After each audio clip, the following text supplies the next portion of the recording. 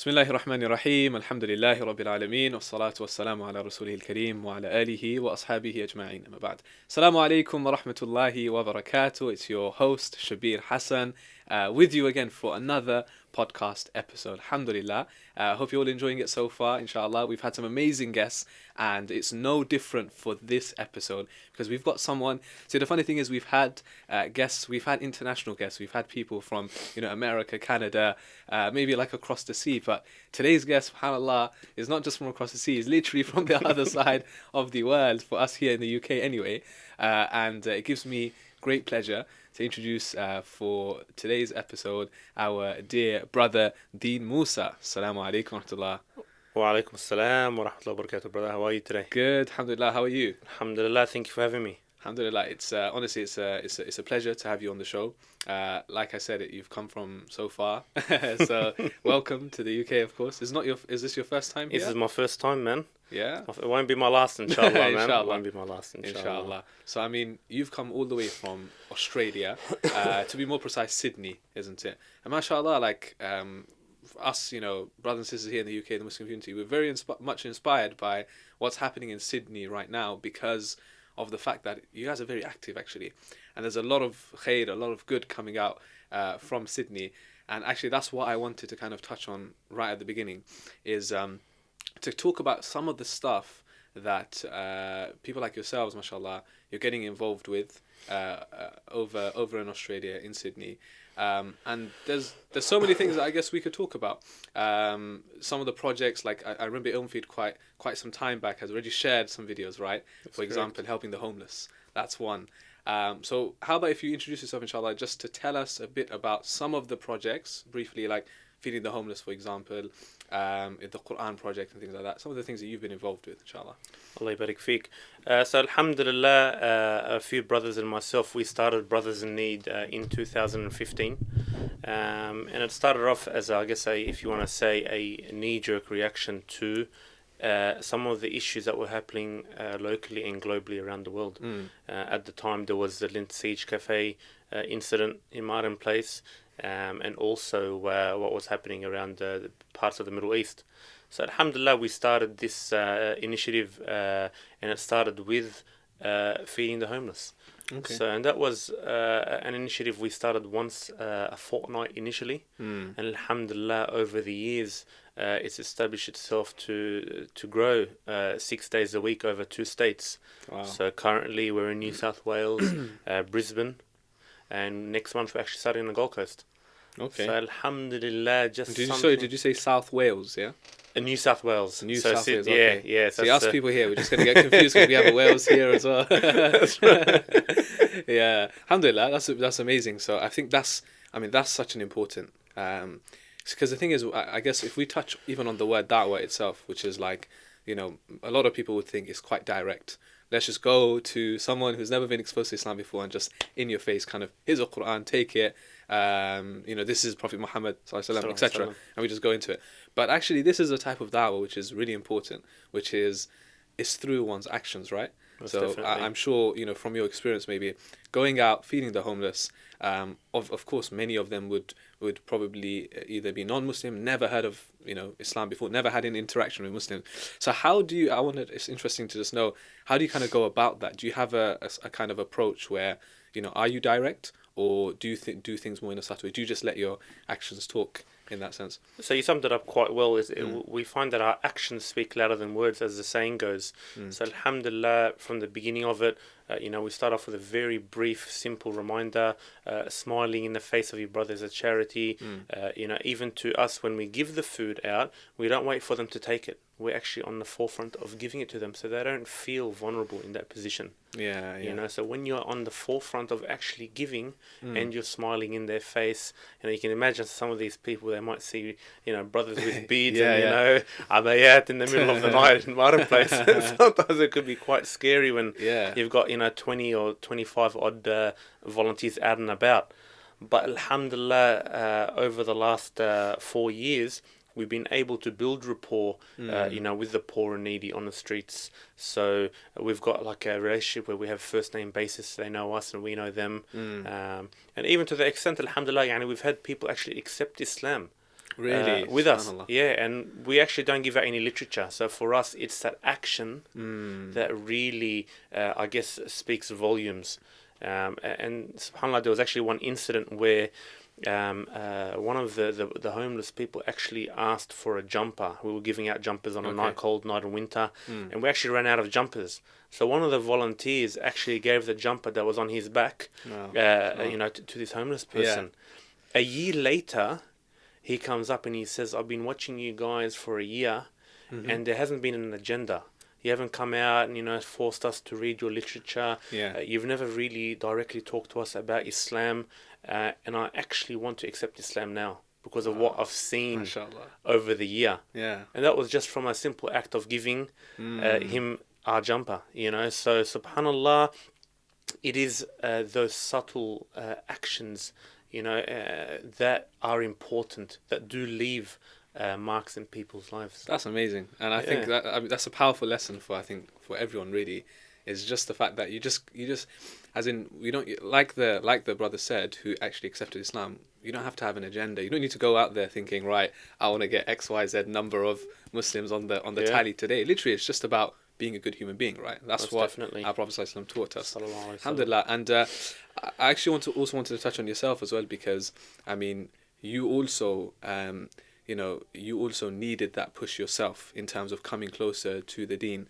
And subhanallah, if some people, mashallah, they see the work you're doing now, but then no one could possibly imagine the background that you've come from, which is, I mean, you've spoken about it before as well, in terms of coming from the background from the nightclub scene, which I did want you to speak about, only because so we can kind of get an insight into the life that you were in, and then how things change around. Because of course the question would be for anyone is like, okay, how on earth did you come out of that lifestyle and come closer to the Deen? So why? Let's ask the obvious question: what exactly were you doing in terms of being? I know you were working in the nightclub. So what exactly was your role, and what kind of stuff were you getting involved with? So it started off just being a normal person that would go to the clubs, once a week on the weekend. It started off as that, nothing, I guess, hardcore per se. And then slowly, I got poached to actually be a promoter. So that's how it started, that they saw, maybe the personality that I had, the people that I was bringing in. So the management kind of poached me. They said, you might be a good fit, for someone to actually promote our club, and in turn we'll give you incentive. We'll give you money per head that you bring in. We'll give you free drinks. And that's kind of how it started. We'll get your friends half price entry, and so back then. So you were actually literally like pulling people into the club, into the club, and so back then, you turned 18. Thought a bit of extra money on the side would work. You wouldn't have to pay money for alcohol that people would pay exorbitant amounts of money for. You're kind of the cool guy, people drop your name on the door and in they go without waiting in line. And, that life is glorified, unfortunately, in the West. And unfortunately, that lifestyle, it dragged me in from about 18 to about 24. And I guess as every year progressed, I moved on to different things, so other opportunities open up as they would working in a particular industry. From clubs, it turned into concerts. So, whenever they had like Usher or Chris Brown come out, these bigger concerts would ask me to promote for them. Festivals, you had your Stereosonic festivals and those big festivals where international artists would come in. So I'd promote for them. To the extent where I actually started organising my own boat cruises. And so when you move from a promoter to, I guess, to an event manager, and you run your own event, there's actually a lot more money to be made because you're controlling the whole event. So unfortunately, along the way, I did get caught up in different vices. So you had, unfortunately, drug abuse, you had alcohol abuse, there was gambling, and obviously the other vices that come along with this lifestyle. So subhanallah, يعني it came to an end at the age of 24. I had my 24th birthday party, booked out like a club in the city. Yeah. Had a table, typical Australian. You have a hotel room, you have a table. Yeah. And unfortunately, I didn't see the night through. I ended up having an overdose of alcohol and drugs, passed out. Night ended quite fast. Woke up the next morning. Don't know what had happened. Saw videos of myself, being circulated around friends and online, and I just thought to myself, was this really the lifestyle that I wanted for myself? I was engaged in this, for about 6 years.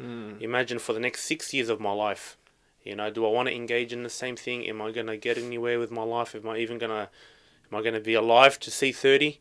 So those questions kind of took place, and it took place quite fast in my mind. And I actually made a conscious decision that day. That was it. It's not happening again. Literally the day after. Yeah, literally. Yeah, literally. The body was in pain. All the alcohol and the drugs that was consumed, and just deep reflection, very deep reflection. In that one day, I just made the decision. You know what? Cold turkey. I'm not doing it again. Alhamdulillah. From then, Allah subhanahu wa ta'ala positioned me with good brothers, good environment, and then opportunities opened up in the da'wah, and that's kind of where Allah subhanahu wa ta'ala may have used that skill set, calling people to haram per se, now calling them to khair, calling them to feed the poor and needy, to visit the sick in hospital, visit the elderly in the nursing homes, be involved in different institutions. Alhamdulillah, like I teach at one of the largest Quran colleges in Australia, involved in a Quran project.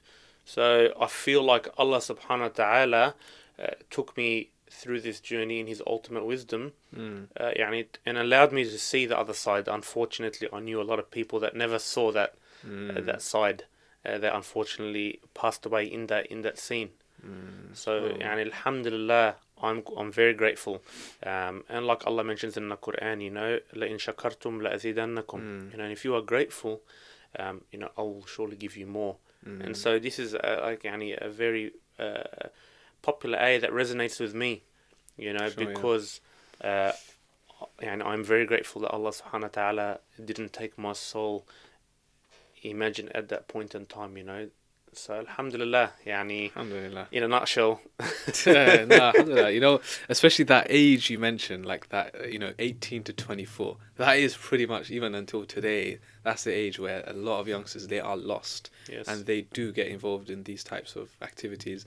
And this is the age where, it's around that age where you start asking yourselves these questions as well, because it's kind of like that transition where you're becoming a bit more mature and you have to start making decisions in life, like, okay, what's the next step? And subhanAllah, I think it's quite amazing. Like, it was actually during that particular kind of, those particular years where you went through all of that and you saw that life, but then you decided to come out of it. And the other interesting thing you mentioned was the fact that you used the same skills, which, subhanAllah, you were using for something which is haram, Yes. but now you're able to utilize it for something which is good. I think that's an important lesson for everyone as well. Like sometimes we might not be the best public speakers, or, we might not be fit to become an imam, or, X, Y, Z, but actually we have other skills which we use in our jobs, which we can actually use for da'wah as well. So I think that's amazing, and it's very inspiring, subhanAllah, to hear that story. And it kind of reminds me of what some of the Sahaba said as well, how, if the one who doesn't recognize Jahiliyyah doesn't actually fully recognize Islam. It's only when you come from that lifestyle, subhanAllah. So, no, thank you for sharing, that story with us.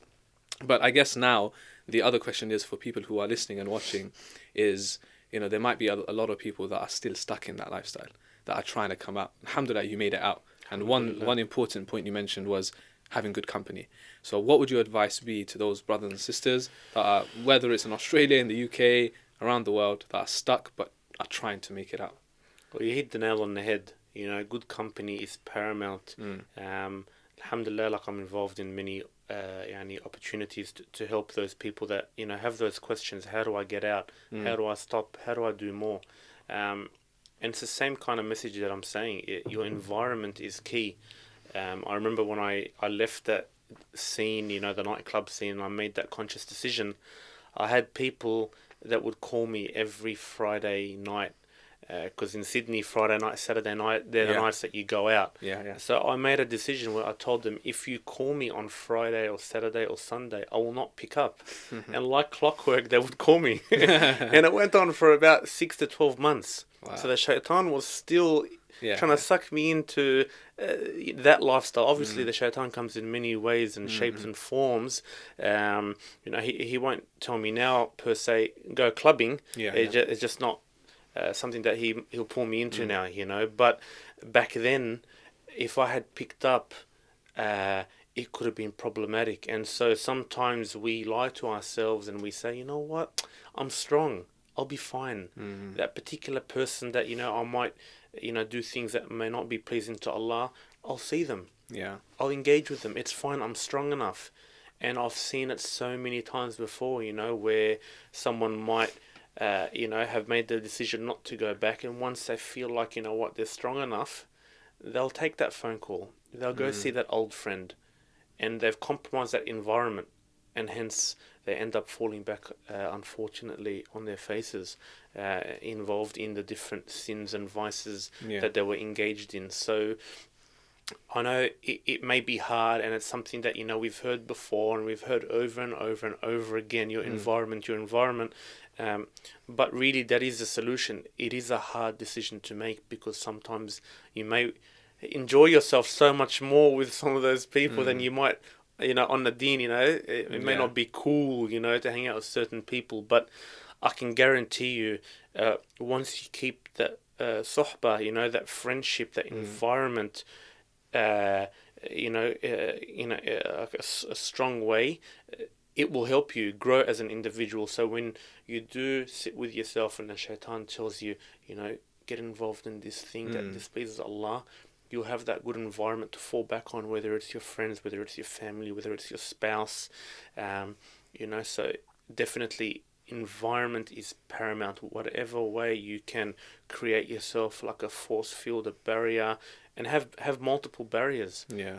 Because if one barrier falls, you have another barrier, you have another fortress per se that will kind of, soften that blow, soften that call, to engaging in vice and sin. I want to move on now to, one of the main kind of discussions that I wanted to have on this episode, which is some of the work that you're involved with now in Australia, helping a lot of youngsters. Of course, I'm sure you help a lot of youngsters, again, similar backgrounds that we're talking about, but more specifically, something that maybe isn't spoken about enough is, in general, addiction. So, of course, addiction can come in many forms. You can have, like, drug addiction. You can have, even nowadays, social media addiction. Like, people just can't stay away from these apps, right? And those are important. But then you have other things, which is, like, the kind of online visual addiction, more specifically pornography, which is a huge issue. And again, even though you're from Australia, here in the UK, people listening from across around the world, everyone knows that this is a huge problem in society at large, but also within the Muslim community, and it's not spoken about enough. And mashallah, like you are actually there on the grassroots level, dealing with these issues. And that's one thing that I wanted to speak about. I guess the first question before anything else is, how, like, did you kind of like did you just sort of like one day think that, I've identified there's a problem, I've come up with a solution. So, like, how did you get involved with this kind of thing, and what sort of steps are you taking to help brothers and sisters out there? Well, look, I guess we all went to school once upon a time, and our conversations in schools were like, oh, hey, open this link and, it will help you with your homework, and you open and the link and unfortunately you'll see images that will be very hard to get out of your mind. And so everyone at some point is exposed to it, whether it's intentionally or unintentionally. I've even had some of my students, exposed to it as early as 9 and 10 years old. So obviously the environment, once again, once you have those people, whether it's in a school environment, whether it's your cousins, they find this stuff hilarious at a younger age. And so some people don't go past it. Unfortunately, what they've seen entices them, intrigues them, and it turns from, viewing this once a week, to a couple times a week, to once a day, to multiple times a day. And then the addiction, it's something that it stays with them for a very long time. So, subhanallah, back in 2017, a brother, Ustaz Wael Ibrahim, he's been, I guess, talking about the dangers of pornography addiction for about 8 to 10 years now. And he travels the world, alongside Mufti Menk and the likes of the Mufti. And he talks about it, on stage, in conferences and events, about the dangers of pornography addiction. And so he had a couple of workshops in Sydney. And so, we were told about the workshop. We said, oh, you know what, very interesting. A brother and I, we went to it. And subhanallah, we just started sharing the statistics on our social media platforms. Yeah. That's all we did at the time. We just shared the stats, and they were quite frightening statistics. And before you know it, people started reaching out to us. Oh, hey, I know someone who's addicted. Or hey, I'm addicted. Or hey, someone that I love or is close to is addicted. So it kind of was an unintended outcome, really. It wasn't something that I, thought, this should be an interesting topic to help people with. It just started off as something as just sharing data about how prevalent it is. And subhanallah, once we saw that was arising, I actually reached out to Ustaz Wael Ibrahim, and I told him, look, what do I do? So he's been running workshops for quite some time. So he's done a few certification programs for us in Sydney, in Perth as well. And he, over the last year and a half now, he's just been building our knowledge in regards to this. And you did mention it. You said addictions do share the same kind of patterns. So whether it's drug addiction, alcohol addiction, gambling addiction, sex addiction, they're all kind of in the brain. They share the same kind of pathways. So, subhanallah, that's kind of where it started. Initially, there was a bit of backlash, Even my mother-in-law, she'd be like, to my wife, she's like, why is your husband always talking about pornography for? What's wrong with this guy? Is he addicted? So my wife, obviously, because she, she understands the context, understands, how it came about, she was able to explain that this is a problem, just like any other problem that our community faces. And then my mother-in-law started, because she follows me on social media, she started, sharing this content. Oh, wow. So it's something that, because there's so much shame, associated to it, it's a taboo topic, how dare we talk about this? People are genuinely struggling, and they are crying out for help. So, alhamdulillah, my personality, very thick-skinned, so I'm not fussed by what the people say. So alhamdulillah, I was able to keep sharing that content without worrying what people would say. But you walk down the streets, you'd be like, oh, look at that porn guy. So I can imagine. It's not the best title to have, but you look at the benefits, the results, in 2018, last year, I had about 25 people reach out to me that are clients, and we put strategies in place, and we have discussions, and that's 25 people I wouldn't have reached out to. Of course. That's 25 people I know of. There's probably more people that have been following that I don't know about, that are still shy, that are still, struggling with the concept within themselves. So over time, I can imagine more and more people reaching out. Unfortunately, because of, where we are in Sydney, I've had actually people, in Bangladesh, in different parts of the world that have reached out saying, and they start off by saying, help me, I'm drowning, they're very upset with themselves because, it does have negative consequences on yourself. One thing I was going to say is, what is the first step in terms of, because a lot of people, they have addictions, but maybe they don't even know they're addicted.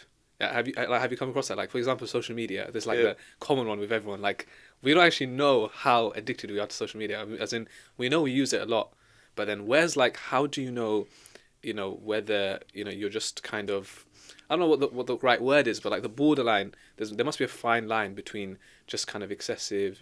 I watch TV a lot. I use social media a lot, to like, no, I'm actually addicted.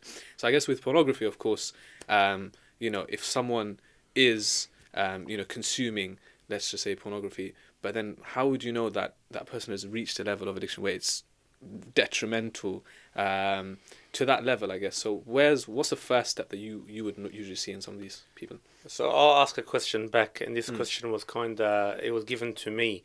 So let's use like an example where someone is addicted to smoking, right? So say someone that smokes 1 cigarette a day, someone that smokes 1 cigarette a week, one person that smokes 1 cigarette a month, and they've been doing this for 10 years. Which one of them is addicted? The one that's doing it. So the first one was what, once a? There was once a day. Once a day, right? Once a week or once a month. Okay, it must be. But they've been doing it for 10 years, all three of them. Right. Which one do you think is addicted? It's a tricky question. That is a tricky question. The question's back on you now. I mean, for me, it must be the person that's doing it once a day. As in general, he's doing it more, right? Yep. So there you said it. Addictions, they vary. Right. So some addictions, they're done more regularly than others. Okay. But looking at it from an outside perspective, they're all addicted. But they're doing it at different levels. I see. So that's how I would look at it. Someone will tell you, you know what, I'm not addicted. But he may not be as addicted as someone who's glued onto the phone compared to someone else who does not get off the phone. But they all have different levels of addiction. Right. Because it's done continuously over and over and over again. So, it's important that they identify, that this habit is something that they keep doing over and over and over again. And that's what tends to happen with cigarettes. Yeah. It's a habit, someone that stops smoking. The habit is that they always put their hand to their mouth. So that's why they always try and find something to counter that with, whether they eat. So you find a lot of people that stop smoking, they put on a lot of weight. Because now instead of smoking, they're putting food in their mouth. So there's the addiction side of things, so they have those nicotine patches, for example. Yeah. That curbs addiction, but then you have the habit. So addictions work in that fashion. I was in terms of like age, have you come across a kind of more specific or common age range of people who are more addicted to pornography, or would you say it varies? What have you kind of found from? So data is showing us that people are watching this younger and younger now. And due to smartphones being accessible, and that's one of the things, because of its accessibility. I'm sure, we have nieces and nephews and cousins. How many of them under the age of 5 have devices, whether it's tablets, whether it's iPads? Everyone's on it. Everyone, So, there's pornography, like you mentioned, and there's a visual addiction banner, so you have the gaming addiction, you have the social media addiction, you have the pornography addiction. But even like if you look at, our kids, they're addicted to watching, Peppa Pig, for example, or they're addicted to watching Spider-Man or Superman or any of these shows. So these kids, sometimes, like, you'll see it, we'll be out and about shopping, or we'll be out doing something in a family gathering, and the kid will start, and here's a device. And straight away, and they stop crying. And you take it off them and see what happens. So it's different on every level. And it's a concern that, unfortunately, we're not taking seriously. It's become an easy way to parent. Like parents now, they're like, what, just give them the device, it'll be fine. They're not asking me for anything, they're not nagging me. And we see that a lot, in Sydney, in Australia. It's an easy way to just keep the children quiet. Just watch TV. Just jump on a tablet. And the thing is, it's very difficult to monitor nowadays as well, isn't it? Most definitely. So we don't really know when you hand that device over, whether it's a mobile phone or tablet, television, whatever it is, laptop. We can't really, there's things you can, there are measures in place, but really with the ease of it nowadays, you're on a normal website and a pop-up comes up, you click on that, that's it. Even certain social media kind of websites, it's very easy to lead onto these things. So, that kind of makes sense what you're saying, that it's happening at a much more younger age now. But then the question is, like, what do we do? You know, that's I guess that's one of the main questions. Number one is what do we do, and then we'll come to also is, you know, coming out of the addiction. We'll kind of cover that as well. But what measures have you kind of seen that we can put in place to avoid these things happening? Is it just the fact that we just literally do not hand the mobile phone over to these kids in your advice? So look, there's different strategies for this different demographics. So, you know, if I'm a parent, I have to act like a parent. Like if my kid tells me, give me the phone, I'm the parent. I should dictate to my child what to do. You know, I shouldn't be at their mercy because they're going to start crying in public and they're going to embarrass me. Here's the phone. Because, you know, there's a system that I use, you know, and the science behind it. You have the reward system and then you have the bribing system, right? So if I go to the shops, for example, and I take my child in there, and my child starts crying and running running amok, you know, there's a tantrum. If I give them a chocolate today, it keeps them quiet. They're in power because they've started the crying. I give them something in return to keep them calm, right? And then as they get older, that chocolate isn't going to work for a 15-year-old now. It worked when I was 3. It's not going to work when I'm 15. Now I'm going to want something bigger. But the reward system is I dictate in the beginning, if you're good while we go shopping, I will give you something. So the power is in my hand. Yeah. So parents need to start acting like parents. You know, even at schools, teachers need to start acting like teachers. You know, I have a rule in my classroom for the 3 hours that we teach in the afternoon. No one wants to take their phones out. And that rule actually is applied on myself. So even I don't take my phone out.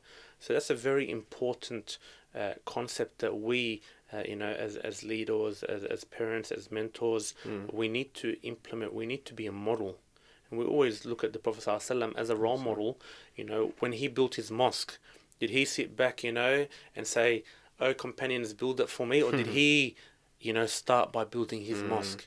You know, in the different battles, you know, did he, you know, sit back in his tent and say, "Guys, go forward," or was he there on the front line? So we need to model what we say, because our children, you know, the youth, they learn by what they see, not by what they hear, and so that's very imperative. I find, and I find that it works. You know, you'd think that, oh yeah, but I'm the teacher, I'm allowed. That's double standards. You know, so that for me is a strategy that I've been using, even at home. You know, with my wife, for example, we have a rule. You know, before we enter the bedroom, the phone stay in the kitchen. You know, so that way then I'm not on my emails. You know, she's not on social media. I'm on social media, and before you know it, we're in bed for 2 hours. That's good quality time to speak to your wife, to speak to your spouse, you know, to see how their day was, to sleep early. That's a strategy. If you sleep earlier, you'll wake up for Fajr. You'll see a lot of people don't wake up for Fajr because, you know, for various reasons. They sleep late, they're tired. So that, for me, I find is a good tool. You know, lead by example. Very good. I want to speak about also the kind of, you know, we can talk about, of course, the kind of visual addiction, but also more specifically coming back to pornography in terms of the detriments, the bad effects of it. Because like you said, you've dealt with people, you've spoken to them, you've seen their background, you know, you've observed what kind of life they've lived and the effects of that. So I want to speak about kind of what it affects. I want to speak about the kind of general detriments, and then we can focus it more on like spirituality, like spiritually what effect does it have. Even like you mentioned, for example, the Fajr one is so common. It's so easy to just stay on your phone up until, I mean, you get into bed at 10 p.m. But you don't sleep before midnight. That's right. Yeah. And those 2 hours will have an effect. So even things like that, just too much screen time, for example, is going to affect you. Generally, we could say that's going to affect you maybe in terms of, you know, just mentally, right? It's killing off creativity, for example, because you're not actually getting time to think. You're just consuming. And then we could say spiritually, things like you're going to wake up late, you're going to miss Fajr, etc., etc. So let's just kind of like with pornography, for example, with you know, the clients and the brothers and sisters that you've dealt with, give us maybe some stories of, you know, of some people that you've actually dealt with in Australia. Look, I'll tell you a detriment of it, of viewing pornography. There's a statistic in Australia, if my memory serves me correctly, 65% of people that view pornography, they use it as a form of sex education. So say in their earlier years, right, in their teenage years, they want to learn about sex, right? Yeah. So sex education. So whether it's because they're gonna have a girlfriend, boyfriend, whether they want to get married, right? So 65% of these people are getting their sex education from pornography. Now we have to look at what pornography teaches. So say for example, there's different clips out there, and clips will show, the woman being choked, being slapped, being degraded, being spat on, because pornography, the way it works is different to drug addiction. So you have pornography addiction and drug addiction. Drug addiction, you want more. So if I have some cocaine today, for example, in a month's time, that one bag of cocaine, for example, I want another bag of cocaine because the tolerance is getting higher, right? But with pornography, you want different. You don't want more. So today I might watch a particular kind of clip.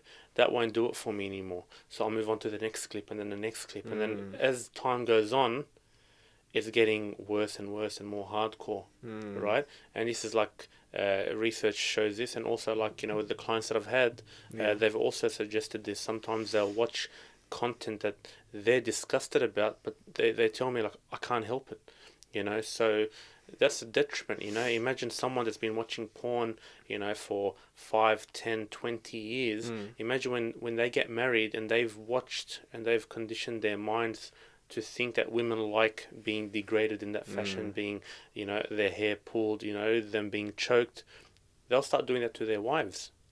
And then you can imagine the stress that will put on, like a good girl, being, raised in a good environment. She's going to start thinking to herself, is this normal? And then she'll start, because she wants to please her husband, right, she'll start trying to role play and act out on these fantasies that this guy has had. So it's corrupted, their way of processing love and intimacy in relationships, and so they've taken the woman as an object, that fulfills their desires, and in turn they don't fulfill, their wife's desires, the intimacy, the love, the compassion, the mercy. Yeah. There's none of that. Everything Islam basically promotes and teaches. But I guess, it could just backfire as well.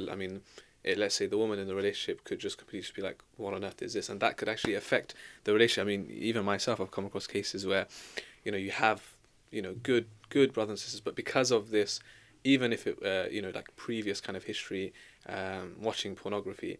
I had a case once where, the wife actually caught the husband watching pornography, and this, of course, she was distraught and she was really distressed by this, right?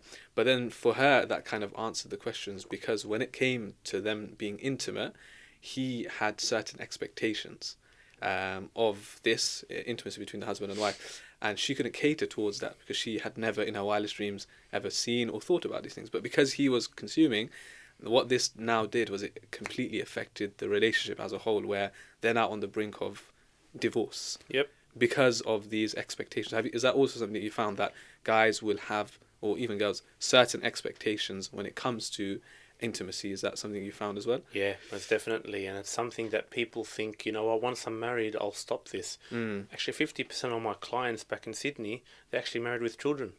So it doesn't leave anyone, So most definitely it is something that impacts relationships, impacts married people.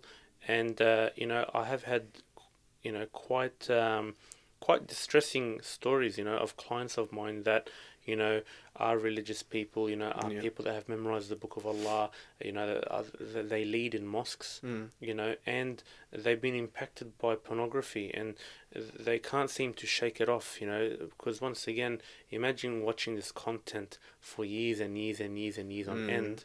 It's very hard for them, without the right strategies, without the right tips and advice, to be able to shake this off. And the effects, like on one particular case, the person's not allowed to, like the Mashaykh actually ruled in favor of a divorce, because there was not just pornography being watched, but he ended up, cheating on his wife multiple times, with, friends of his wife. And that then impacted the relationship with him and the children, because now It's a broken family.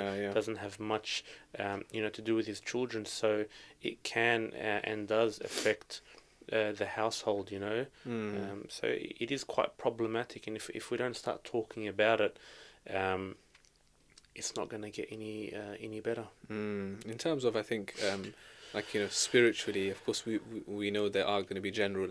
I think even from a health or physiological perspective, as far as I'm aware, I've heard cases where, it leads to things like, again, because of the expectations and everything else, with the men, it leads to things like erectile dysfunction, for example. Like I've heard of cases like this. Yep. So even from a health perspective, actually, because of things like masturbation, for example, which is completely unnatural, and because of that process, now when it actually comes to being intimate with your own spouse, these things kick in. So a lot of people don't actually realize that long term this is going to impact you. Have you also come across these kind of cases as well? It's a very good point. So there's a term called porn-induced erectile dysfunction. Okay. So my memory, if it serves me correctly, back prior 2006, it was at around the 2% mark. So between the ages of, say, 18 and 30-year-olds, porn-induced erectile dysfunction was quite low, was at the 2% mark in that age bracket. And usually erectile dysfunction is something that, affects older men. Yeah. Now, after, the 2006 and the streaming of porn was made a lot more accessible, that jumped up to 30% in 2015, if my memory serves me correctly. Wow. So it's a big jump from 2% to 30%. So 1 in 3 men potentially have porn-induced erectile dysfunction. Now, erectile dysfunction, imagine at someone aged 18 to 30 who's in their prime, so to speak, if they can't, use their bits, then it can have some emotional for stress. family planning. That's basically out of the window now. That's right. So it's sad, and I did have a case where this particular gentleman will change the story, parts of it for, I guess, the confidentiality of the client. He was from overseas, moved to Australia by himself, so he had a lot of free time to himself. And then he started engaging in, going to brothels to fulfill, those desires that he had. One time his boss made a comment to him, kind of sizing him up, saying, what, I done 1, 2, 3 on the weekend, you probably done nothing. And for him, he actually took it seriously. He actually took what he said seriously. He's like, and he started reflecting to himself, and he started thinking, why can't I talk to all these girls? Why can't I do all these things? He wasn't from a religious environment. And then he started having anxiety to the point where, and these are from his own words, when he'd go to the brothel after that, he couldn't, perform. So he'd actually, go there, nothing would happen.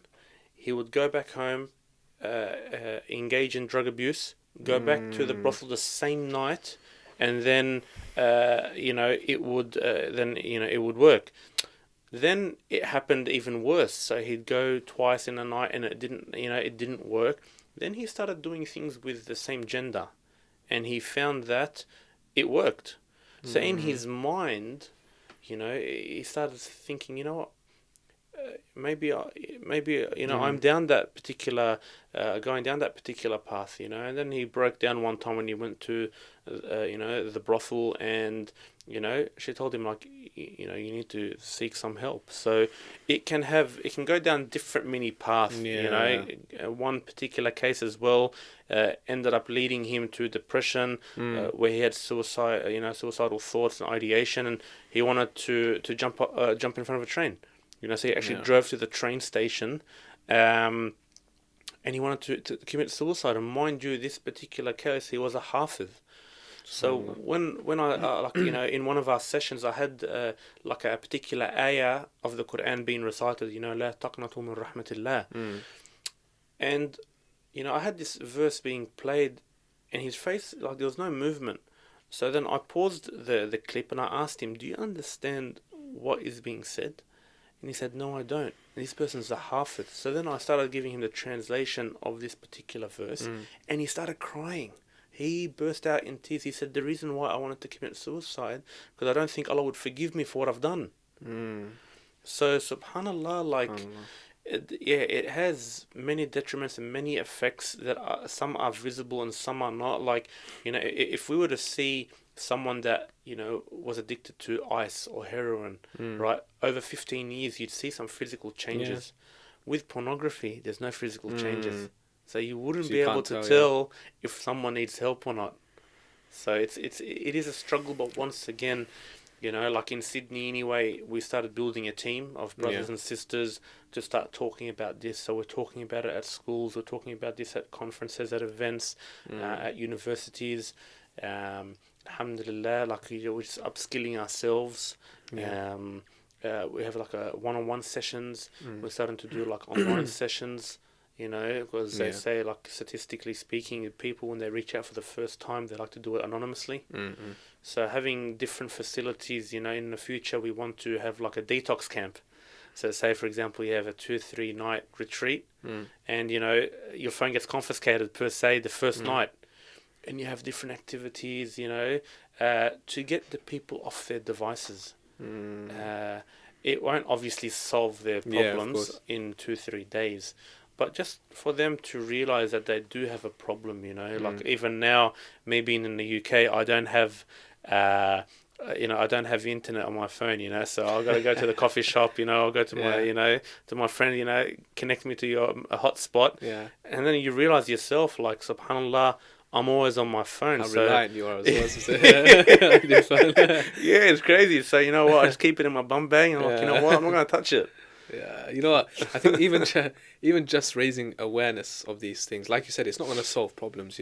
Speaking to people, 2-3 day retreats, etc. But sometimes for them to kind of realize the extent of the problem, and especially even people who aren't of course involved, but still to know that this is a real problem, and the fact that many of the things we spoke about, a lot of people are going to open up their eyes now and be like, wow, we thought maybe it's sinful. Spiritually it's going to harm, which no doubt it will harm you spiritually, even if you're not addicted to it once, twice. Of course these things are sinful, you're going to be held accountable for it, but before it gets to a stage, that's what we're talking about, of becoming addicted, these things still long term have an effect. So some of the stuff we've spoken about, like the health side of things, physiological, even mentally, how it affects you, I think is important to have these discussions. And now I think it's good to kind of speak about the spiritual aspect of things, because subhanAllah, like you said, you won't be able to tell. You could meet a brother who's got a beard, for example, like you said, hafiz, you have scholars, etc., who are kind of in that, getting involved in these sorts of things. But, long term, even on a spiritual level, what kind of things can we do in order to kind of break free from this? Only because, of course, you can continue, for example, praying salah. Let's just say, for example, because we're not saying that these people who are involved, that they've left everything else. Some people are still praying salah. And they're still, all of us, we pray, we're still doing our thing, but we're sinning at the same time, right? That's right. And everyone has a struggle. And for some people, the struggle is pornography or visual addiction. So they might still be praying, but, what would your advice be in that regard, in terms of when people start realizing after a while, you know what, I'm praying, but there's something missing inside because of what I'm doing? What would your kind of advice be to these people? Look, most definitely to reach out.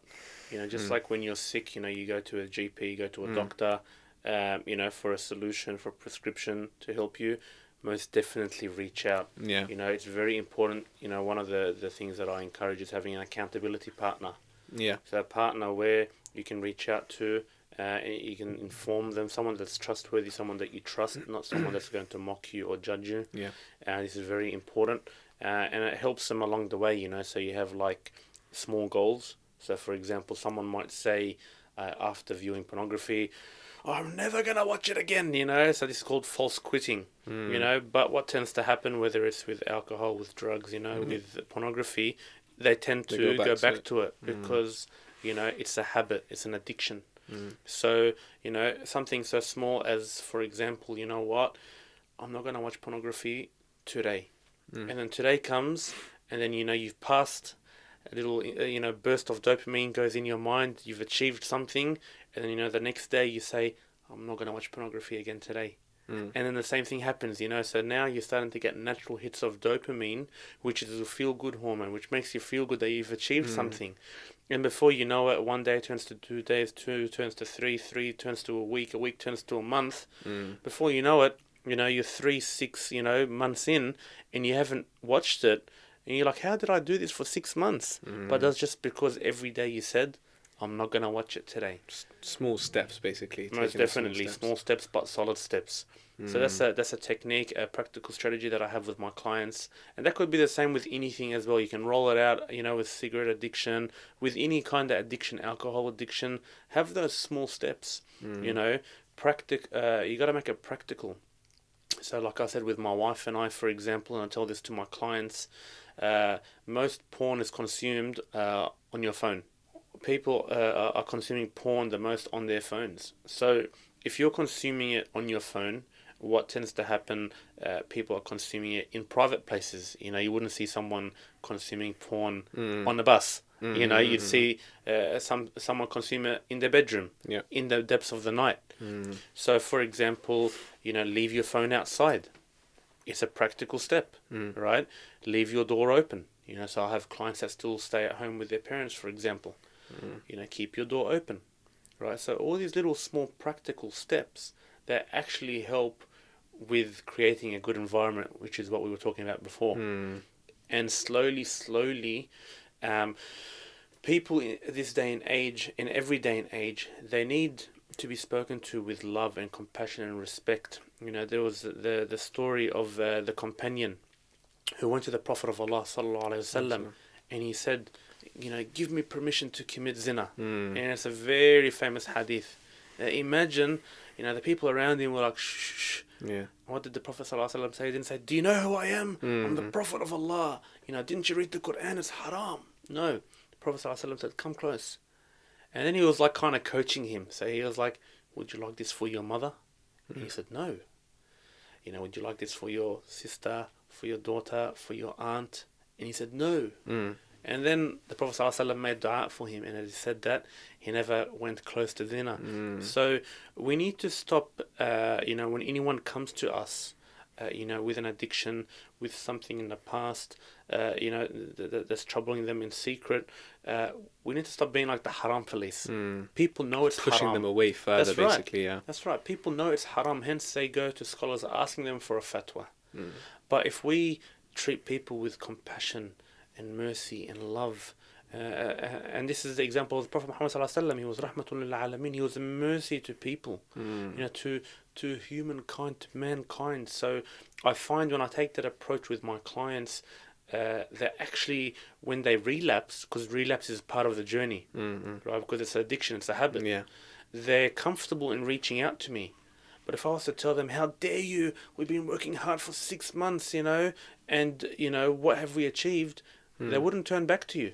And Allah also mentions this, if the Prophet ﷺ was harsh towards the companions, they would have dispersed from him. So there's lessons to be learnt, you know, from our leaders, to our scholars, to our imams, to parents, to teachers, you know, to ourselves. We have to start treating people with respect, with love, with mercy, with compassion. And only in that way will people start opening up more. And when they do, they will be more comfortable. And if they're more comfortable, they want to be around you, which will be a good environment. And يعني, through the will of Allah Azza wa Jal, يعني, you will set them free from their shackles of addiction. I mean, on just coming to kind of the end of things, there's so much we can kind of discuss. I think one huge issue in our community is, you know, what I said right at the beginning, which is we don't speak about these things. And like some of the buzzwords that we've already mentioned today, for example, pornography, masturbation, you know, intimacy, sexual health, these kind of things, they're not spoken about. So you wouldn't kind of hear your like average imam giving a khutbah and addressing this issue, though at the same time it's much needed and it's something which is there in the community. I mean, for me, it kind of falls under, you know, an-nahyu anil munkar, right? Like literally forbidding people from doing. If you see that vice which is prevalent in the community, and the stats don't lie, right? That's right. On Australia, in the UK, in the West, wherever, like the stats don't lie, and it is a huge issue within, especially the Muslim community as well. Like we can't shy away from that. So how do we kind of overcome that? Like, is it just the fact that people like ourselves just need to kind of come along and just speak about it, even if, like you said, you yourself, you're quite thick-skinned, so you can just take it. You know, someone says, "Oh, you know, why are you talking about this issue for?" You could just be like, "Well, khalas, like, I'm just going to carry on."